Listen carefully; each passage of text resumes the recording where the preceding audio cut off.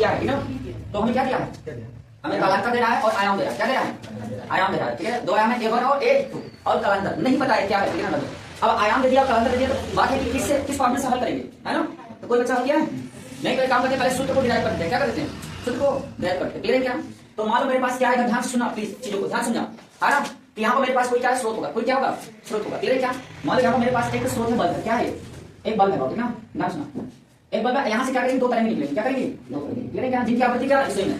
जिनकी आवृत्ति क्या है, सेम है। हमारे दो प्रगामी तरंगे निकलेंगे जिनकी आवृत्ति क्या है, सेम। क्लियर है क्या, बात समझ आएगा। ओके ठीक है, अगर ये दोनों तरंगे क्या करेंगे, निकालेंगे हम, प्रगामी है और धर्मी दोनों की आपकी सेम है। तो अब हम लोग इन तरंगों के लिए तो विस्थापन समीकरण लिखेंगे। क्या लिखेंगे, विस्थापन समीकरण। क्लियर है मतलब, तो इसके लिए विस्थापन समीकरण आप लोग जानते हो क्या होता है। तो अगर मैं यहाँ बोलूं कि इसलिए इसका विस्थापन समीकरण क्या है, y1, इसका विस्थापन समीकरण क्या है, y2। क्लियर है क्या, तो हम जानते हैं कि y1 बराबर क्या होगा, y1 बराबर क्या होगा हमारा, है ना। चलो बताओ y1 बराबर क्या होगा, है ना, बोलो क्या होगा, लिखा है ना। y1 बराबर साइन थीटा क्या होगा, है ना, a होगा sin omega t, sin omega t minus क्या होगा kx। क्लियर है, और नाम क्या था मेरा, a था ना, देख लो ध्यान देना, यही था ना।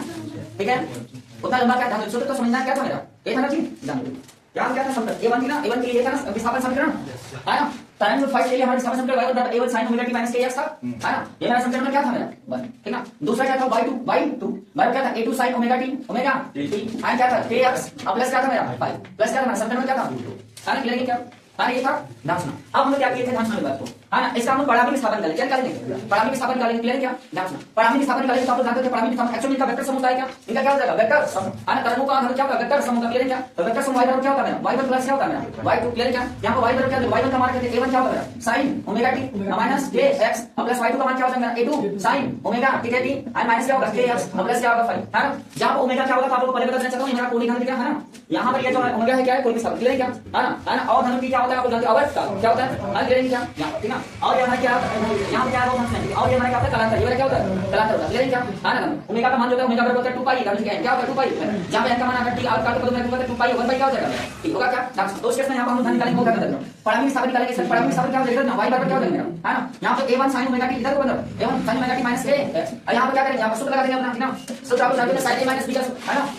यहाँ पर a है, ये क्या है, b है, तो यहाँ पर लग जाएगा sin a प्लस b का, तो sin a प्लस b का सूत्र फटाक लगाओ, क्या हो जाएगा sin, है ना, a, है ना, डालो sin a into में cos b, है ना, cos b और प्लस क्या हो जाएगा cos a into sin b, यानी cos हो जाएगा wt माइनस क्या हो जाएगा kx into में sin क्या हो जाएगा b, sin b का मान क्या है 5। ये बात समझ आई नहीं है, आगे चलो आगे देखते हैं। यहाँ पर y बराबर क्या हो जाएगा A1 sin omega t minus क्या होगा kx और प्लस क्या हो जाएगा A2, है ना, वो अंदर मल्टीप्लाई कर सकते हो, sin ओमेगा t माइनस क्या हो जाएगा मेरा kx into में cos 5, है ना, और प्लस क्या हो जाएगा cos, यहाँ पर जाओ मल्टीप्लाई करो, यहाँ A2 हो जाएगा cos omega t minus kx into में sin 5। ये बात समझ आया, ओके। अब इन दोनों में से नाम लिख देखो, साथ में क्या कॉमन हो रहा है, यहाँ पर sin omega t minus k, sin omega t plus क्या है कॉमन हो जाएगा, क्या यहाँ बचेगा y बराबर A1 क्या बचेगा A1 प्लस क्या हो जाएगा A2 और साथ में क्या बचेगा cos 5, और यहाँ पर हो जाएगा कॉमन जो भी हो, कॉमन क्या हो जाएगा, देखो कॉमन हो जाएगा sin omega t minus k, और यहाँ पर क्या हो जाएगा प्लस, है ना, मतलब A2 है ना cos, है ना, यहाँ cos है ना, देखो cos ओमेगा t, है ना, माइनस क्या है kx into में sin 5। इतना समझ आया, है ना। अब यहाँ पर हम लोग एक चीज मान लेंगे, क्या मान लेंगे, माना, ठीक ना, माना, ठीक है ना। A1 A2 A1 plus A2 cos 5 बराबर हम क्या मानेंगे, इसको कैपिटल A cos थीटा मान लेंगे, जहां पर A क्या है, परामी धन आयाम है मेरा, A क्या है, परामी आयाम है, और ये थीटा क्या है,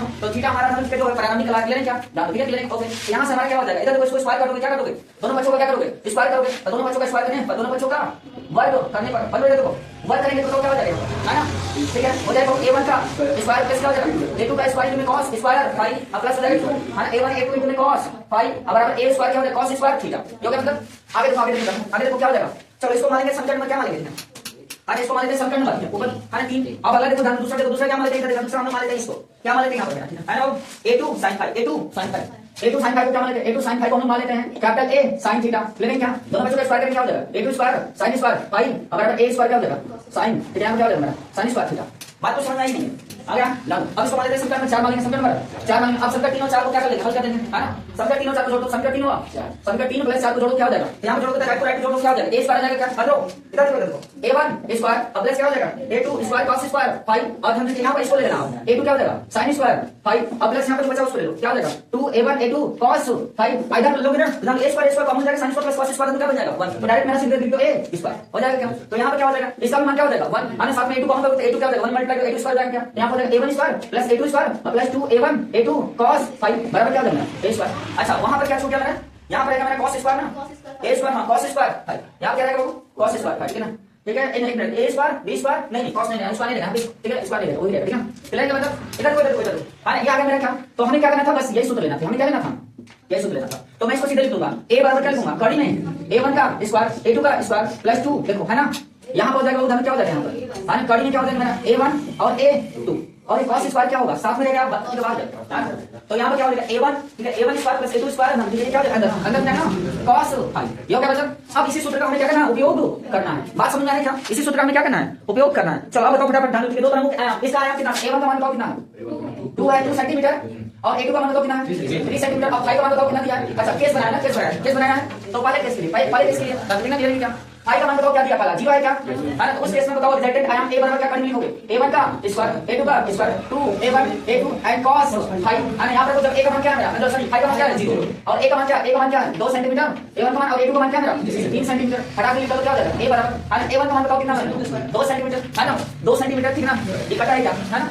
नहीं सही है ना, a1 का मान कितना होगा 2 सेंटीमीटर का स्क्वायर, a2 का मान कितना हो जाएगा 3 सेंटीमीटर का स्क्वायर प्लस 2 एंड 2 सेंटीमीटर और 3 सेंटीमीटर और cos फाई का मान कितना रखोगे 0 डिग्री है ना, ठीक। और यहाँ क्या हो जाएगा 4 सेंटीमीटर स्क्वायर 9 सेंटीमीटर स्क्वायर 2 3 4 4 3 12 और cos 0 डिग्री मान कितना होता है 1 है ना, यहाँ पर देंगे क्लियर नहीं क्या, सो बताओ कितना होता है 1 है ना, यहाँ पर 9 4 13 और 13 यहाँ पर सेंटीमीटर स्क्वायर सेंटीमीटर स्क्वायर 9 4 13 13 कितना हो जाएगा 25 है ना, 25 सेंटीमीटर स्क्वायर, 9 a बराबर कितना हो जाएगा 5 सेंटीमीटर है ना, पहला आंसर मेरा कितना है 5 सेंटीमीटर। दूसरा केस क्लियर क्या, दूसरा केस फाई का मान कितना दिया है, फाई का मान कितना बोला है 5/2 के लिए निकाल दो, 5/2 के लिए पढ़ा नहीं सकता निकाल दो, a का मान क्या हो जाएगा, सूत्र तो वही रहेगा मेरा, क्या रहेगा मेरा है ना, तो लिखोगे a1 का सूत्र निबंध क्या होगा तुम्हारे सामने, a1 का स्क्वायर है ना प्लस क्या होगा मेरा a2 का square plus 2 a1 a2 into cos phi, बताओ a बराबर क्या हो जाएगा, a1 का मान बताओ कितना है 2 है ऊपर है ना, 2 सेंटीमीटर का स्क्वायर प्लस 3 सेंटीमीटर का स्क्वायर प्लस 2 a1 का मान 2 है 3 सेंटीमीटर और cos फाई का मान क्या होगा 90 डिग्री, तो आई होप समथिंग टोटल क्या हो जाएगा 0 5/2 मतलब 90 डिग्री और cos 90 डिग्री मान 0 होता है, इसलिए टोटल क्या बनेगा 0, यहां पर देखा कितना बचा 13 एंड कितना हो जाएगा